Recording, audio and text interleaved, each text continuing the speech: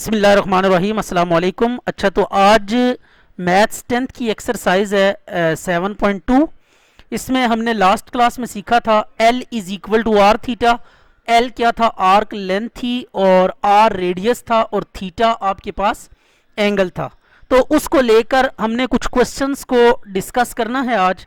ये स्टेटमेंट वाले क्वेश्चंस हैं, इनको आप केयरफुली पहले रीड कर लें अच्छे तरीके से और फिर देखें कि हमने किस तरीके से वीडियो में इनको परफॉर्म किया है। क्योंकि जब तक इनकी आपको अंडरस्टैंडिंग नहीं होगी स्टेटमेंट की, आप जितना मर्जी क्वेश्चंस की कैलकुलेशंस कर लें, पेपर में आप इसको रिस्पॉन्स नहीं कर सकेंगे। तो फर्स्ट ऑफ ऑल आपने क्या करना है, इन क्वेश्चंस की स्टेटमेंट्स को केयरफुली रीड करना है और रीड करने के बाद फिर आपने इनकी कैलकुलेशन की तरफ मूव करना है। तो ये क्वेश्चन नंबर 4 से ऑनवर्ड हम डिस्कस करेंगे। तो ये बात आप जहन में रखिएगा, जब भी एंगल के साथ एंगल दिया हुआ हो और साथ डिस्टेंस फाइंड करना हो तो इट्स मीन हमने सर्कुलर डिस्टेंस फाइंड करना होगा। तो सर्कुलर डिस्टेंस को हम L से यानी आर्क लेंथ के इक्विवेलेंट लेके उसे L से डिनोट करेंगे। राइट हो गया। तो अब ये कुछ क्वेश्चंस आप देख सकते हैं 4 से लेकर जो है ना ऑनवर्ड सारे के सारे क्वेश्चंस हमने डिस्कस करने यहाँ पे।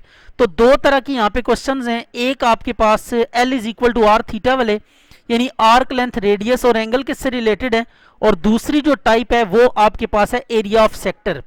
तो सेक्टर को हम सबसे पहले डिफाइन करते हैं कि सेक्टर क्या होता है। सेक्टर होता है area reason bounded between two radii and an arc of a circle.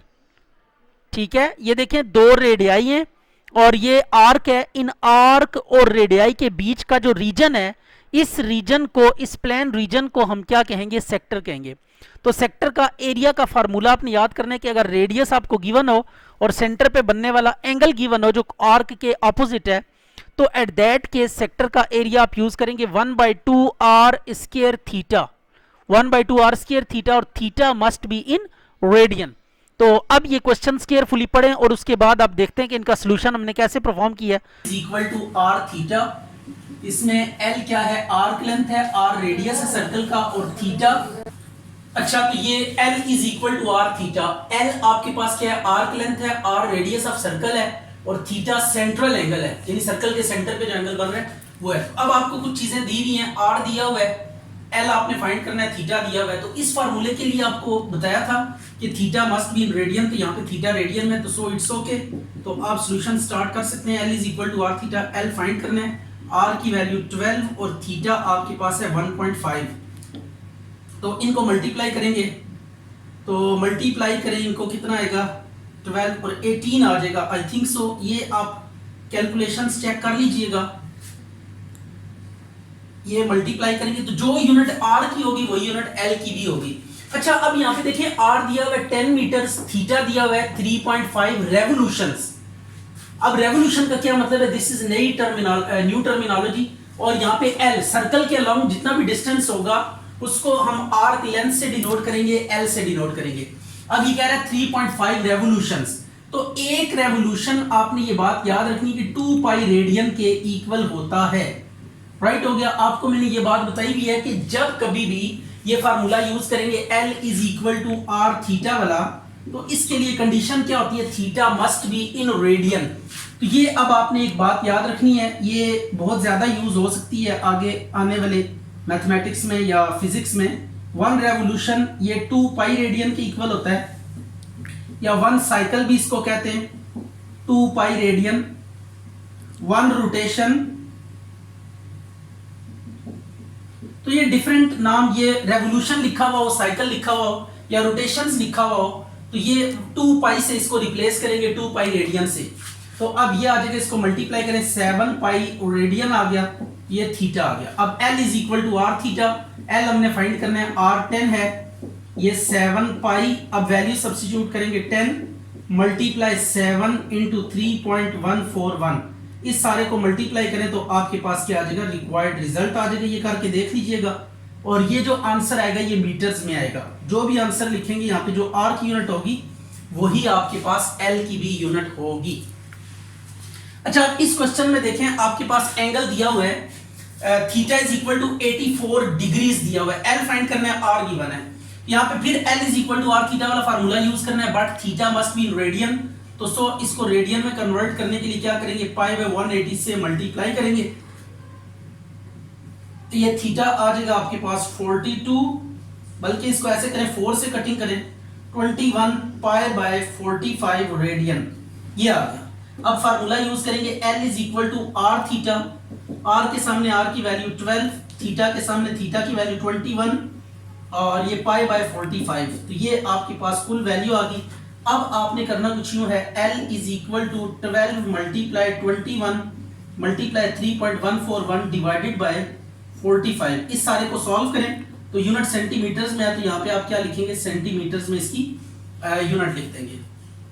अब इस क्वेश्चन में देखें, ये ब्लॉक बना हुआ है, तो ये ब्लॉक अगर जब भी इस तरह ब्लॉक में नजर आए, one line is sleeping and other is standing line, तो स्लीपिंग और स्टैंडिंग लाइन के बीच में जो एंगल होता है वो 90 डिग्री होता है। तो थीटा यहाँ पे कितना है, 90 डिग्री है। इसको हम क्या कर लेते हैं, रेडियन में कन्वर्ट कर लेते हैं, पाई बाय 180 से मल्टीप्लाई करते हैं, तो ये थीटा आपके पास आ जाएगा पाई बाय 2 रेडियन। थीटा आ गया, आर दिया हुआ है आपको 8 सेंटीमीटर, तो ये आर्क लेंथ फाइंड करनी है, A B P arc length, यहाँ पे उसने पी भी दिया हुआ था, कह रहा था A B P arc length आप फाइंड करें, तो आर्क लेंथ एल हमने कंप्यूट करनी है, तो फार्मूला वही है, L is equal to R theta. R आपके पास है 8 और थीटा है पाई बाय 2, तो ये कुल मिला के L is equal to 4 pi आ जाएगा, तो L is equal to 4 into 3.141, तो मल्टीप्लाई कर लें जो भी है आंसर, तो ये सेंटीमीटर्स में आएगा, ये आपके पास आंसर आ गया। अच्छा, अब ये क्वेश्चन थोड़ा सा डिफरेंट ट्रैक पे चलेगा। ये आपके पास क्या है, कोई वॉल क्लॉक है, इसमें दो हैंड्स होती हैं, एक को मिनट हैंड्स कहते हैं जो जरा लेंथी साइज में होती है नीडल, और दूसरा होता है इसमें ऑर्स हैंड जो घंटों के बारे में बताता है। ये कहता है कि आपने एंगल बताना है कि एट 3 o'clock एंगल कितना बनेगा, जब घड़ी पे 3 बजेंगे तो एंगल कितना बनेगा, ये आपने बताना है। ये आपके पास 12 है, 1 2 3 4 5 6 7 8 9 10 11, ये आपके पास क्या आ गई, एक वॉल क्लॉक आ गई। अब एंगल हमने ये बताना है कि मिनट हैंड और एंड में कितना एंगल होगा जब 3 बजेंगे। तो अब ये देखें, जब पूरा एक साइकिल कंप्लीट करेगी ये घड़ी के ऊपर ये हैंड्स एक साइकिल कंप्लीट करेंगे, तो एक साइकिल जब कंप्लीट होता है तो एक साइकिल का एंगल कितना होता है, 2 पाई रेडियन होता है। तो अब आपने लिखना है angle for one rotation. One rotation, यहाँ पे एंगल फॉर वन रोटेशन, एक रोटेशन जब कंप्लीट होगी तो 12 घंटे बचेंगे, तो एंगल फॉर 12 आवर्स। 12 आवर्स के लिए एंगल कितना होगा जी, 2 पाई रेडियन, राइट हो गया। 12 आवर्स में एक साइकिल कंप्लीट होगा, एक रोटेशन कंप्लीट हो गया, तो इसके लिए जो एंगल होगा वो 2 पाई रेडियन होगा। अब हमने कैलकुलेट करना है एंगल फॉर 1 आवर।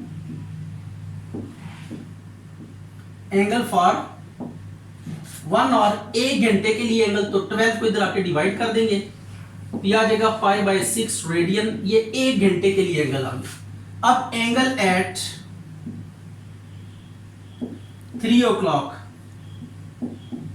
तो 3 बजे एंगल कितना होगा, आपने जस्ट 3 से इसको मल्टीप्लाई कर दें। देखिए एक घंटे का एंगल इतना है, 2 घंटे का 2 से मल्टीप्लाई हो जाएगा, 3 के लिए 3 से मल्टीप्लाई हो जाएगा, तो ये आपके पास आ जाएगा पाई बाय 2 रेडियन। तो ये आपके पास आंसर आ गया। तो ये था जी L is equal to R theta वाले फार्मूला का यूज। अब हमने नेक्स्ट क्वेश्चन में क्या करना है, एरिया ऑफ सेक्टर डिटरमिन करना है। तो आप देखते हैं कि एरिया ऑफ सेक्टर कैसे डिटरमिन किया जा सकता है। अच्छा, अब ये एक फिगर आपको गिवन है, इसको इसमें देखें एंगल दिया हुआ है थीटा 60 डिग्री और रेडियस दिया हुआ है सर्कल का 6 सेंटीमीटर। एरिया ऑफ सेक्टर आपने फाइंड करना है। तो एरिया ऑफ सेक्टर क्या होता है कि ये रीजन होता है सर्कल का bounded between 2 radii and an arc. ये एक रेडियस, ये दूसरा रेडियस, 2 रेडियाई और एक आर्क, इनके बीच में ये जो रीजन होगा, इस रीजन को हम क्या कहेंगे, इस रीजन को हम कहेंगे सेक्टर, राइट हो गया। Area bounded between 2 radii and an arc of a circle is called sector. अब इस सेक्टर का हमने एरिया फाइंड करना है। तो इसमें जो चीजें गिवन है वो है, रेडियस है आपके पास 6 सेंटीमीटर, थीटा आपके पास है 60 डिग्री, तो अगेन इसको डिग्री से रेडियन में ले जाएंगे, पाई बाय 180 से मल्टीप्लाई करेंगे तो थीटा आ गया पाई बाय 3 रेडियन। अब हमने फाइंड करना है एरिया ऑफ सेक्टर, तो एरिया ऑफ सेक्टर का फार्मूला नोट कर लें, 1/2 r square theta. This is the area of sector, 1/2 r square theta. Theta पे फिर वही कंडीशन है कि theta must be in radian, तो अब 1/2 r की जगह पे r की वैल्यू, अच्छा जी, तो ये कुल मिला के 6 पाई आएगा, तो 6 इंटू 3.141 ये आ गया। इसको मल्टीप्लाई कर लें तो ये देखें r की यूनिट सेंटीमीटर थी ना, तो जो एरिया होता है उसकी यूनिट सेंटीमीटर का स्क्वायर हो जाएगी, जो r की यूनिट होगी वही एरिया की स्क्वायर के साथ होगी। अब इसी का दूसरा पार्ट है, इसमें आपको r दिया हुआ है 20 सेंटीमीटर। ये दूसरी फिगर की तरफ अब आते हैं, इसमें देखें 45 एंगल दिया हुआ है, r20 है, एरिया हमने फाइंड करना है, तो इसमें थीटा 45 डिग्री है, तो इसको भी पहले क्या करेंगे रेडियन में कन्वर्ट कर लेंगे, पाई बाय 180 से मल्टीप्लाई करेंगे इसको, तो theta is equal to pi by 4 radian आ गया। तो अब आपने क्या करना है, एरिया ऑफ सेक्टर डिटरमिन करना है, एरिया ऑफ सेक्टर। तो इसके लिए आपने क्या करना है, इसका फार्मूला यूज करना है, 1/2 r स्क्वायर थीटा, तो a is equal to 1/2 r की वैल्यू 20 का स्क्वायर, थीटा की वैल्यू पाई बाय 4, यह आ जाएगा 400/2 इंटू पाई बाय 4, 200 जा 4 5 जा 20 50, यह आ गया 50 इंटू पाई की वैल्यू 3.141, इसको मल्टीप्लाई कर लीजिएगा, ये सेंटीमीटर स्क्वायर के साथ एरिया ऑफ सेक्टर आ जाएगा। ठीक है, तो ये एरिया ऑफ सेक्टर का फार्मूला भी हमने देखा, 1/2 r स्क्वायर थीटा। ये एरिया ऑफ सेक्टर का फार्मूला आपने याद करना है, 1/2 r square theta, 1/2 r square theta, और थीटा पे कंडीशन है कि theta must be in radian. अच्छा जी, अब ये आपको एरिया ऑफ सेक्टर आपने फाइंड करना है, एंगल दिया हुआ है 20 डिग्री r 7 मीटर, तो इसमें भी वही काम करेंगे, सबसे पहले इसको रेडियन में कन्वर्ट करेंगे, पाई बाय 180, तो theta is equal to pi by 9 आ जाएगा रेडियन। अब एरिया ऑफ सेक्टर का फार्मूला यूज करेंगे, इसको मैंने a से डिनोट किया हुआ है, तो सिंपली आप a से डिनोट करें 1/2 r स्क्वायर थीटा, तो 1/2 r की वैल्यू कितनी है आपके पास, 7 का स्क्वायर, और थीटा है पाई बाय 9, यह आ गया 49/2, 9 जा 18, और पाई होता है 3.141, तो ये आपके पास मीटर्स में है। इसको इसके साथ पहले मल्टीप्लाई करना है, और जो आंसर आएगा उसको 18 पे डिवाइड कर देना है, 49 multiply 3.141 divided by 18 metre square, ये एरिया ऑफ सेक्टर आ गया। अब इसके बाद एरिया ऑफ सेक्टर के बाद इसमें भी वही काम है, थीटा रेडियन में 100 के r दिया हुआ है, एरिया ऑफ सेक्टर फाइंड करना है, तो जस्ट आपने फार्मूला लगा के क्या करनी है, वैल्यूज पुट करनी है, तो 1/2 r की वैल्यू 10 का स्क्वायर, थीटा की वैल्यू पाई बाय 5, क्या आ जाएगा 100/2 इंटू पाई बाय 5, तो 2 5 जा 10 आ जाएगा, तो 10 को इससे काट दे, 10 मल्टीप्लाई 3.141, इसको मल्टीप्लाई करें 31.41 सेंटीमीटर स्क्वायर। एरिया की यूनिट जब भी यूज करेंगे मीटर स्क्वायर, इधर भी वही काम है, एरिया ऑफ सेक्टर आप दिया हुआ है, थीटा फाइंड करना है, तो फार्मूला आप यूज करेंगे 1/2 r स्क्वायर थीटा। ये फार्मूला यूज करने के बाद आप एरिया के नीचे एरिया की वैल्यू पुट करनी है, 1/2 r के नीचे r की वैल्यू थीटा, तो ये 10 4/2 थीटा, तो ये 10 is equal to 2 theta, theta is equal to 5 radian, ये आपके पास आंसर आ गया। अच्छा जी, ये है सहर is making a skirt, each panel of this skirt is of the shape shown shaded in the diagram, how much material of cloth is required for each panel. ये आपने figure आपके सामने शेडेड रीजन वाला material हमें चाहिए, ये नहीं चाहिए, तो अब हमने क्या करना है कि ईच पैनल, हर पैनल की हमें कितना मटेरियल चाहिए, तो इसका हम एरिया फाइंड करेंगे, इस सेगमेंट का जो शेडेड सेगमेंट है। अब इसके लिए हम कैसे प्रोसीड करेंगे, यहाँ पे दो तरह के सेक्टर्स आपको बनते हुए नजर आ रहे हैं। एक सेक्टर ये वाला है, ये सेक्टर है आपके पास, ये जो शेडेड नहीं है, ये सेक्टर है आपके पास, इसका एंगल चले थोड़ा सा और स्मॉल करके दिखाते हैं ताकि इसको अंडरस्टैंड करें। ये एक सेक्टर है आपके पास, इसका हम एरिया फाइंड करेंगे। फिर ये पूरा सेक्टर है ये वाला, इसका एरिया फाइंड करेंगे, इसमें से ये वाला निकाल देंगे, बाकी आपके पास क्लॉथ आ जाएगा। तो ये आप देखते हैं कि किस तरीके से हमने मूव करना है। पहले हम करेंगे for small sector. Small sector के लिए थीटा 80 है, और रेडियस इसका दिया हुआ है कितना है 10 सेंटीमीटर। इसको आप मल्टीप्लाई करें पाई बाय 180 से, 0 0 से कैंसिल हो गया, तो ये आ जाएगा आपके पास 4 पाई बाय 9, राइट हो गया, ये रेडियन में आ गया। अब आपने इसका एरिया फाइंड करना है, इसको A1 का नाम दे देते हैं, इसको R1 का नाम दे देते हैं। 1/2 R1 स्क्वायर थीटा, तो 1/2 R1 है 10 का स्क्वायर और थीटा है 4 पाई बाय 9, तो ये 100 का 50 आ जाएगा, 50 को 4 से मल्टीप्लाई करें 200 और पाई 3.141 ओवर 9 आ गया, तो ये A1 आ गया सेंटीमीटर स्क्वायर। अब हम दूसरी तरफ मूव करते हैं। अब आपने बड़ा वाला पूरा कंप्लीट आपने ये सेक्टर लेना है। जब कंप्लीट सेक्टर लेंगे तो इसको भी आप इंक्लूड करेंगे बीच में, ये वाला सेगमेंट भी बीच में क्या होगा इंक्लूड होगा। अब ये पूरा सेक्टर है, जब ये सेक्टर पूरा है तो ये 10 फिर ऐड होके तो रेडियस ये टोटल बनेगा, ये रेडियस अब बनेगा आपके पास, this radius would be 56 plus 10, तो ये 66 सेंटीमीटर आ जाएगा बड़े सेक्टर का रेडियस। तो ये एंगल तो सेम होगा, एंगल हमने कैलकुलेट किया हुआ theta is equal to 4 pi by 9 और R2 आपके पास आ गया 56 प्लस 10 दैट इज 66 सेंटीमीटर। अब A2 आपने कैलकुलेट करना है, ये होगा 1/2 R square theta, R2 square theta, 1/2 R2 की वैल्यू 66 का स्क्वायर और थीटा 4 पाई बाय 9, राइट हो गया, तो यह आ जाएगा 66 का स्क्वायर, आई डोंट नो कि कितना होता है, ये कैलकुलेटर से ही पता लगेगा, मल्टीप्लाई 4 और पाई होता है 3.141 और ये आ गया 2 9 18, तो ये A2 आ गया, राइट हो गया। लेकिन अब प्रॉब्लम ये है कि हमें जो ये वाला पोर्शन है ये नहीं चाहिए, उसने कहा था सिर्फ ये जो शेडेड पोर्शन है ये चाहिए, तो इसको हम बीच में से क्या कर देंगे रिमूव कर देंगे। मतलब रिमूव करने का ये होता है कि हमें सब्ट्रैक्ट कर देना है। तो अब हम क्या करेंगे रिक्वायर्ड मटेरियल, तो रिक्वायर्ड मटेरियल कितना होगा इसको हम देख लेते हैं। रिक्वायर्ड मटेरियल यह आ जाएगा आपके पास A2 माइनस A1, ये जो दो एरियाज, ये वाला भी एरिया हमने कैलकुलेट किया था, टोटल का एरिया कैलकुलेट किया था, अब ये वाला नहीं चाहिए था, इसको बीच में से निकाल देंगे, माइनस कर देंगे, तो रिमेनिंग इसका एरिया आ जाएगा, राइट हो गया।